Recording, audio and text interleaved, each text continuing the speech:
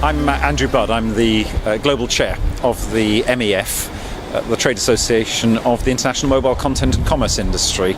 I'm also the founder of mBlocks and the CEO of iProve Limited. Well, I have to confess, I adore Mobile World Congress. This was my 14th edition, and I find the buzz of so many people all from the same industry, all in one place, being able to talk and meet with them is just unrivaled. I walk down the corridors, and sooner or later I and all the other attendees bump into everybody that they've ever worked with in their entire lives. It was somewhat bigger than ever before. I think there were about 75,000 people there, and for MEF it was tremendously exciting, very busy, very productive. We had a great show. So what did we do? We had our AGM, which is always a very important event, a summary of the enormous number of things that MEF has actually accomplished in the last year. We had our elections to MEF EMEA and elections to Asia, and I was thrilled by the calibre of people that were appointed to the boards by the members' votes. We saw a continuing shift towards mobile money. We had people from MasterCard appointed both in EMEA and in Asia. We had people from electronic for mobile money in Asia, M-Pays and smart money. So we saw this continuing shift. But we also saw the continuing strong participation of operators, people like Indosat and Smart in Asia.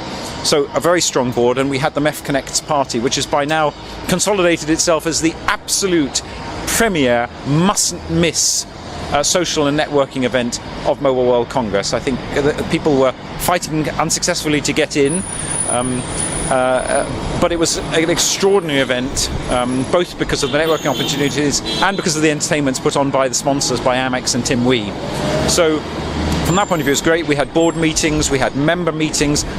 MEF is a global organisation, and one of the challenges of a global organisation is getting everybody together into a room to talk about face-to-face about the issues either confronting boards or confronting interest groups of members, of which there are quite a lot. So Mobile World Congress for us is an opportunity for all the members interested in a particular topic to get together and talk about and discuss things. And there were a lot of items on the agenda. We had a very productive week. So Mobile 1.0 was kind of what I was brought up in. It lasted 25 years. It was dominated by the carriers and by the technology providers, the OEMs. It was about mobile phones and entertainment wrapped around mobile phones.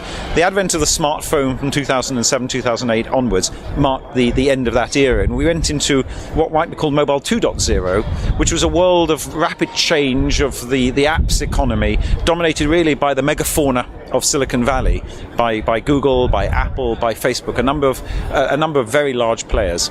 Mobile 3.0 is what happens when that matures. It's what happens when all the large brands in the economy, from right across consumer goods, financial services, automotive, everybody realizes that mobile is actually a fundamental part of their marketing, but also of their service delivery environment. So they all start to make mobile an integral part of their ecosystems, or start to create ecosystems around mobile. It's when mobile goes mainstream, and that for MEF is a really important evolution for us, because we are fundamentally the place where the ecosystem meets, and no one industry player is the host.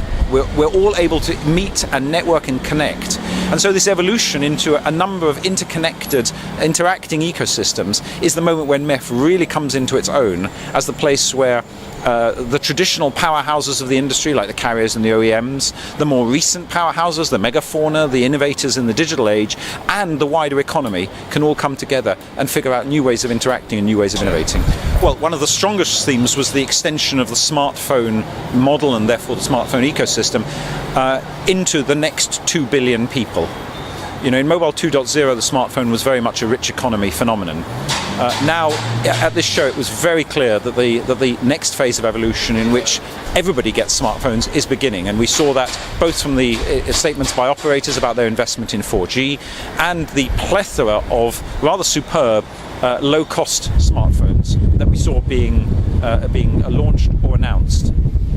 We saw the Firefox OS handsets, very low cost. Before the show they were talking about $25 handsets. I used them, they were marvellous to use. We saw a lot of major vendors from China and India talking about their devices. We saw Nokia launching an Android-compatible low-end smartphone. So a lot of focus on the $50 smartphone, which will make the Mobile 3.0 accessible to huge numbers of people worldwide. I think another key thing that was very clear was this Mobile 3.0 phenomenon of multiple ecosystems emerging. For the first time, we saw car manufacturers all over the shop, all over the floor. Lots of them expanding and developing their ecosystems out into mobile. That we didn't see a few years ago.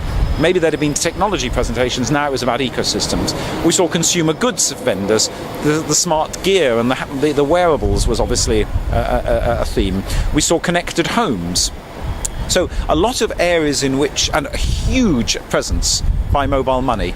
So the financial majors like MasterCard had huge stands, and there was a lot of buzz and a whole lot of sessions about mobile money. So what we saw, therefore, were a lot of ecosystems which had in the past been watched mobile coming in and participating as protagonists on the show floor. Well, mobile money is our next big initiative. It was quite clear from the discussions, from the panels at the conference, from the presence of so many major players, including the sponsorship of Amex at our party, that mobile as an instrument of core financial services, whether as an add-on to existing services, as in the developed world, or as the core way in which financial services are delivered to people, as in so much of the fast growth economies, that's going to be a major theme.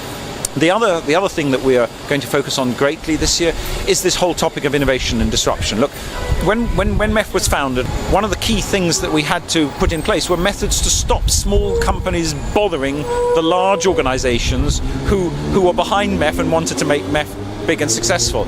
That world has changed out of all proportion. Today, it is a key desire of our larger members that MEF help them to meet the smaller startup innovative companies who are driving innovation, who are driving disruption.